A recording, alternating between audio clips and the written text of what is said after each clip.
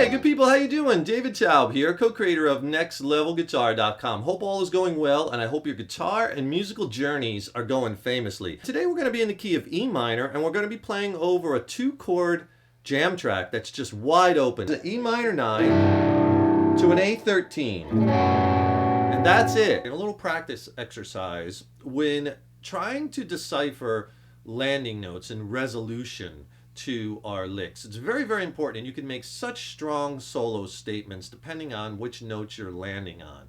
And this is really, really critical if you really want to make your solos stand out from the crowd. And it's all about, like I say, the sounds. You know, finding what sounds best to your ears. What you like might be a little bit different than what someone else likes, and the notes that you land on might be a little different than the other person. It's so important when you're jamming over these tracks to know the chords you're playing over. The chords are going to give you the roadmap, what you could use solo and improvisation wise. So looking at the notes in an E minor 9 chord, you have our E note, which is our root. Obviously that's a hip note to land on, right? You have our G note, which is our flat third, which is always nice in a minor type chord. We have our D note, which is our flat 7, another really strong note. And then we have our F sharp, which is our 9. All right? Those notes, let's play with those for a minute over that E minor 9 chord. And then when we go to that A13, obviously you have your A note, which is your root. You have your G note, which is our flat 7 in an A13 chord. You have a C sharp, which is our major third. You have the B note up top, which is our 9. And then you have the F sharp. And that F sharp is our 13. That gives that chord that 13 sound. Remember that F sharp is also in that E minor 9 chord. It's really important to know the notes on the neck. I know a lot of guys and gals just like to play by ear, and that's great. But I think you can get there quicker if you learn the notes on the neck. Knowing them cold. So this way, hey, I know where my F sharp notes are. I know where my E notes are. You want to study the relationship between chords and scales, right? And notes and chords and scales. So basically what I do as an exercise, which I find helpful and my students find helpful, is just put the jam track on. Listen for the chords. I'll point them out. And then you're going to play a different note, like landing note. We're going to see what we like the sound of. And let's see where that goes. This is a really important exercise in your playing. Let's just take like a scale and arpeggio to start with. So we're playing E Dorian. So let's just take the notes right in this E Dorian.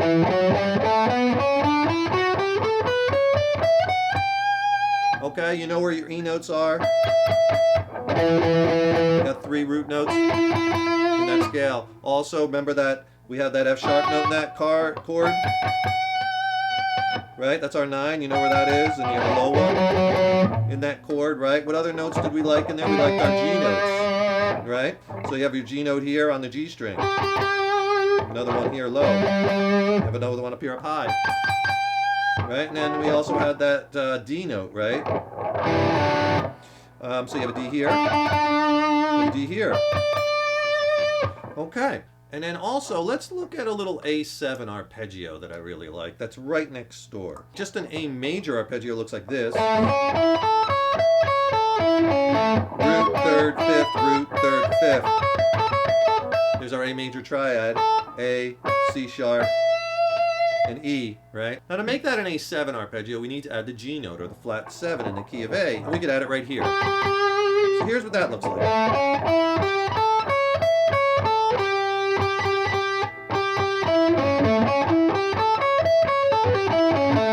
Get that under your fingers. Now, remember that G note? And then right next to it is your F sharp, because our F sharp is that 13th, right? So those two notes, pretty critical, but...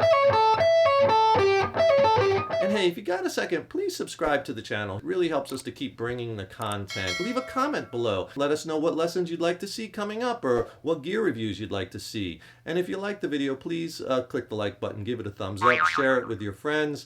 Hey, thank you so much. We so appreciate it. Let's just put the track on, listen for the chords, and let's just try a couple things, and I'll show you what I mean about experimenting when you're practicing on targeting notes. 2 chord change. Here's the E minor 9 right there. A lot of time on that. There's a change to the A13. Let's try some things.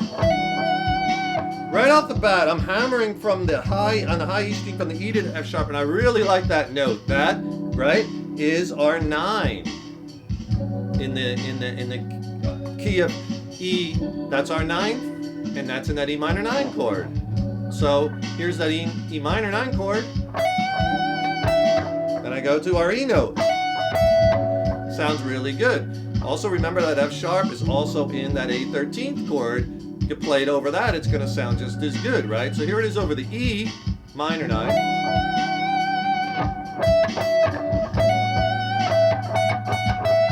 And you hear it over the A13. That's a nice note, right? Remember our D note in that E minor 9 chord, which we talked about? We have one right here on the 15th fret of the B string. But right next to it is a C sharp. Let's play with that because that C sharp is in the Dorian mode. That's our 6, so we're kind of going 6 to flat 7. And I really like that. Right? That was over that E minor chord, E minor 9. Let's try it again.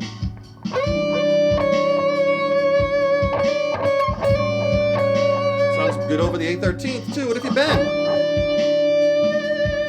Right? I'm bending to that D note over that E minor chord.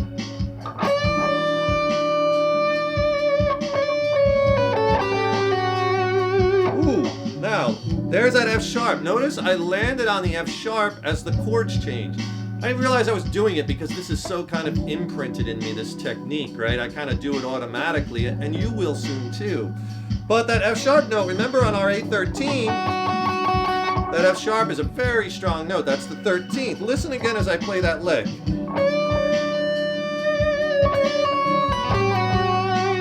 See how I pulled that G to the F sharp over that A. Here's the A chord coming up. Right, so I really like that F sharp note over both the E minor 9 and on the A13. That's a strong resolving tone.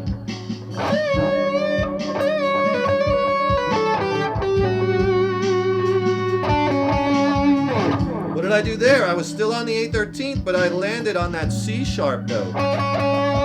Remember that C sharp note is our major 3rd. In that A13 chord, right? So that's a strong note. So let's try that again.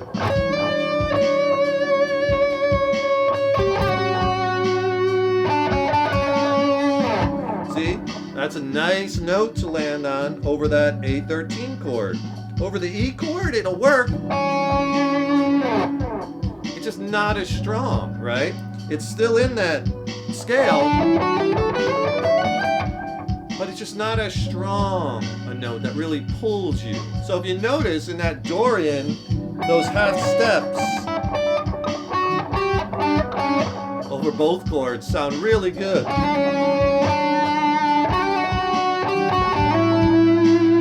I resolved to E there, which is nice too, because even though I played it over the A13th, obviously in the key of A, our E is our 5th, so it's a strong note. Obviously, anything where you're going to that root note over the E minor chord, going to that E note, is going to be good, like bending to it. So here I'll bend from the D to the E.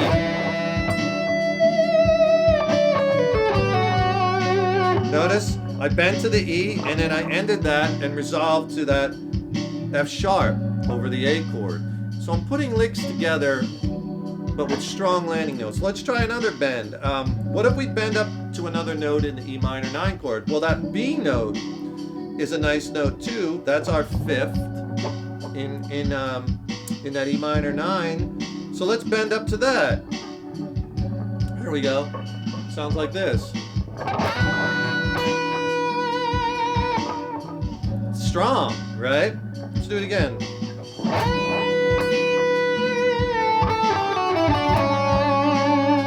Well, what did I do there? Well, I bent up to the B over the E minor 9, and I resolved it to the C sharp.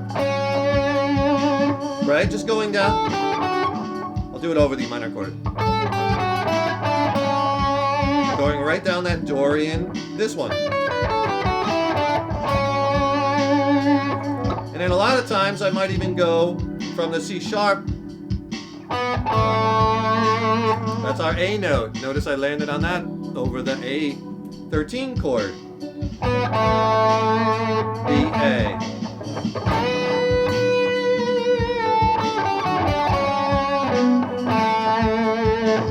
Okay, so now I'm really targeting these notes. Another note that's in both chords is the G note. The G note is in our E minor 9, right? That's our flat third. And the G note is also in the A13th, right? Over the A chord, our G is the flat 7. So what if we bend to that note? So I'm going to bend the F sharp to the G, and that's basically the 14th to the 15th fret, half step bend on the high E string. Right? Over that E minor 9, that works really nice. Here it is again. Little vibrato. Let's try it over the A13 chord. There it is over the E minor 9. Here's A13. Sounds good over both chords because that note is in strong note in both chords. If we resolve it to another note, let's try it.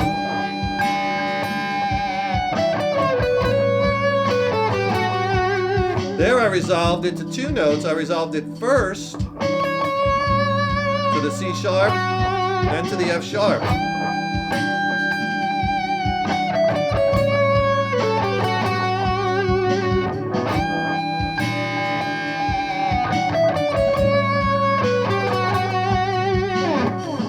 So now I'm putting notes together over both chords that I like the sounds of. Like you might have heard me mention before, there comes a time where you got to kind of take all this, theory and all this, strategy and just kind of put it aside and just play, right? Because, music is more than just, the logical application of scales and theory, right? There's a human emotional element to it, and that's what we want to get across. And eventually your ear will take you to all these hip notes and whatnot, but before you get to that, you gotta kind of make a point to try and find them before you're gonna get to the point where your ear can take you to them. So this methodical approach we're doing, I find, really helps with students.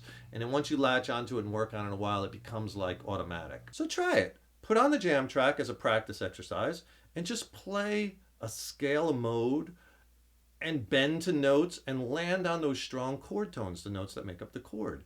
And we were using E Dorian over the E minor 9. You could use E natural minor, E Aeolian over that E minor 9.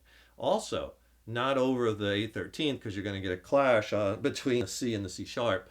That's the one note difference in those two scales. But the point is that you want to let your ear guide you to those really strong resolution notes and landing notes, and you'll make such strong solo statements. I hope this lesson has helped you, and I hope you can pull some things out of it that you could use along your guitar journey. Remember, please subscribe to the channel. That really helps us to keep bringing the content. If you want that free video lesson and ebook, I'll put those links below. Stay tuned. I got a lot more killer content coming. Thank you so much for your continued support. And remember, your guitar playing is an evolution. I'll see you in the next lesson.